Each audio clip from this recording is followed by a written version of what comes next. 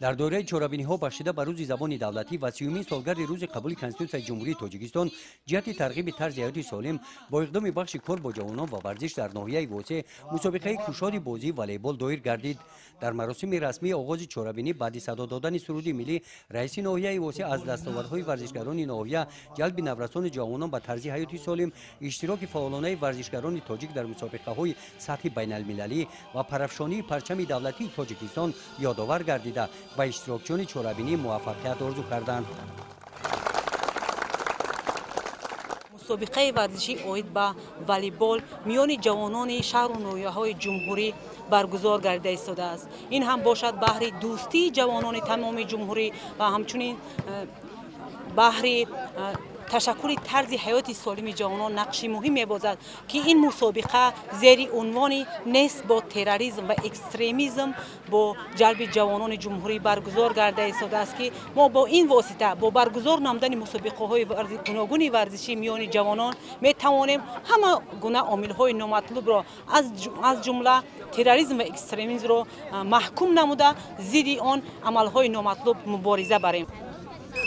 در این مسابقه 12 بهترین دسته‌های والیبال بازان جمهوری از شهرهای دوشنبه، باختر، کولاب، ناحیه‌های فرخار و نام شمس‌الدین شاهین حمدانی خوالینگ واسع بین هم با مهارت بلندی ورزشی بازی کرده زیبایی و چست و چالاک بودن را در این نمود ورزش نشان دادند.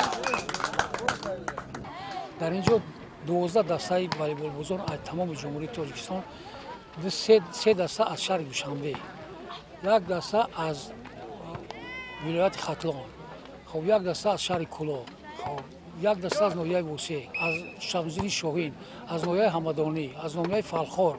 من همین خلاصه 12 دسته در اینجا آزمایش کرده شدم. همین مقصد اساسی همین برگزاری همین مسابقه ها همین مبارزه با مقابل افراطگرایی.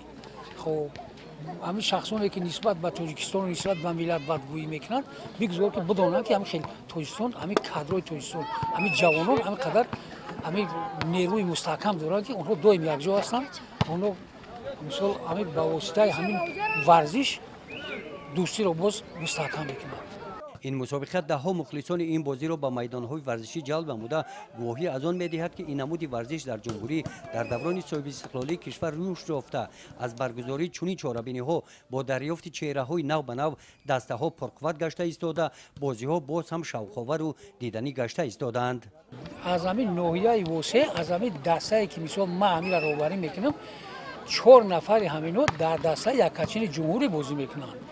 در نظر است که جهت ترغیب طرز حیات سالم همه گونه چهاربینی‌های ورزشی در دیگر دهات‌های ناحیه واسع برگزار کرده می‌شوند.